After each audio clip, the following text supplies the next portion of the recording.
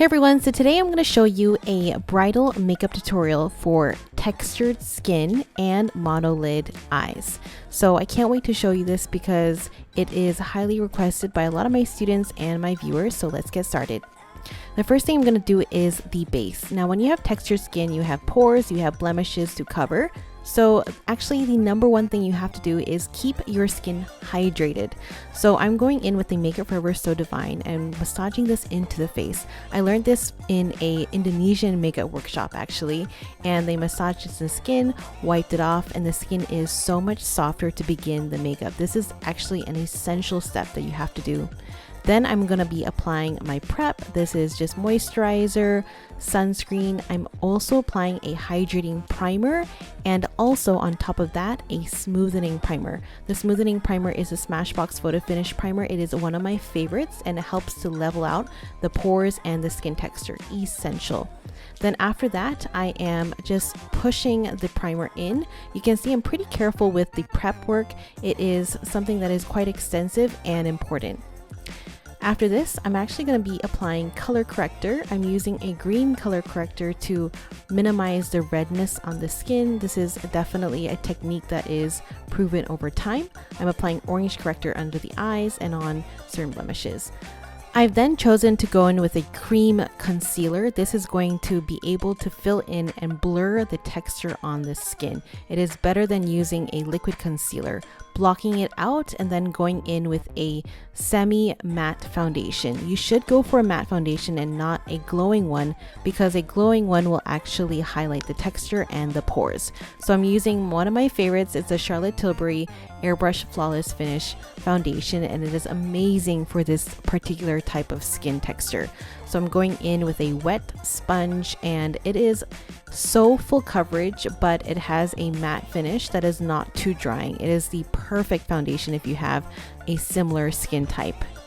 Now, if you have oily skin or a blemish that's producing a lot of oil, fan the skin first with a little fan and then go in with the foundation again.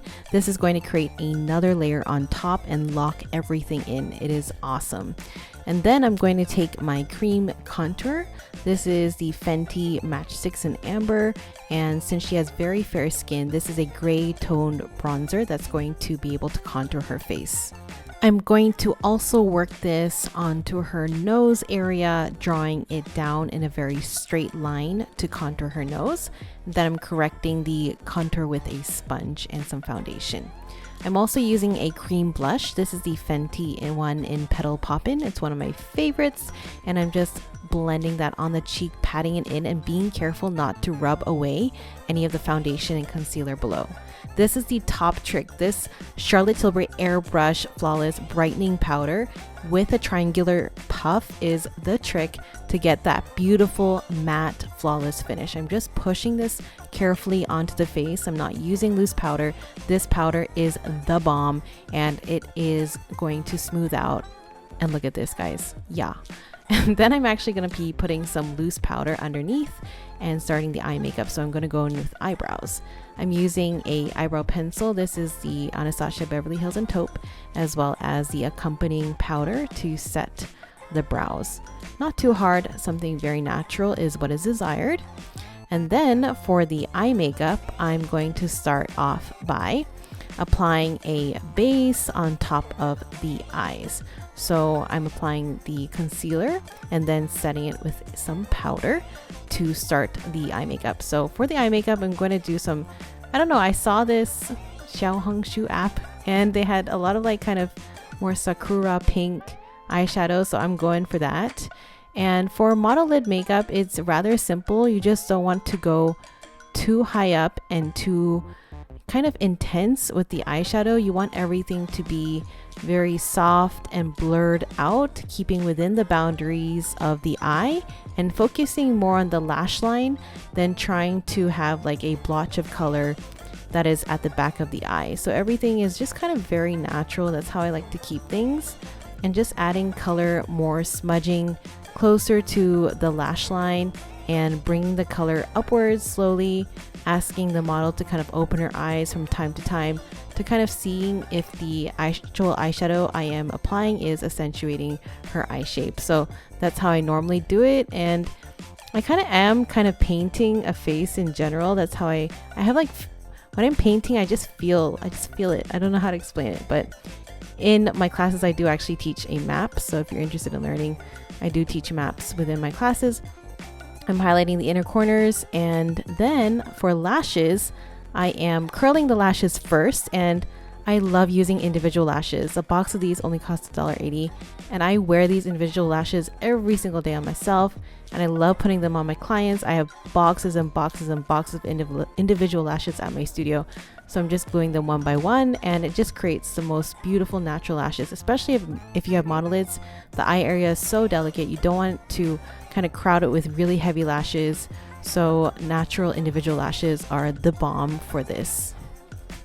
Then to finish off, I like to top off the entire makeup with some bronzer right on to the contour area, also topping off the blush as well, and then making sure to apply some sort of finishing powder on top. And then for the lips, I cannot do without a lip liner. So this is the MAC lip liner in Subculture. She's really fair, so this is like the perfect nude lip liner. And then I'm applying the Charlotte Tilbury lipstick in Dance Floor Princess. It's just a really pretty lip. And then applying First Dance from Charlotte Tilbury right in the center to make a nice soft gradient lip to match the more pink eyeshadow that I have on. Spraying it with the Airbrush Flawless Spray and fanning it. And I am finished with the makeup, guys. I really hope you like it. And I thought I would just choose a snippet of hair. I also did the hair for her, and I did just really glam waves. I curled the entire head and combed out all of the curls to create these beautiful waves, and it's just one of my favorite hairstyles. It's just so pretty. It's the S curls or mermaid waves. Spraying, combing, and I am pretty much finished. So yes, this is a kind of bridal makeup tutorial, and I really hope it helps anybody who has a similar skin type and texture. Bye guys, and thank you to my friend Joey for helping me out today. I'll see you guys in the next video.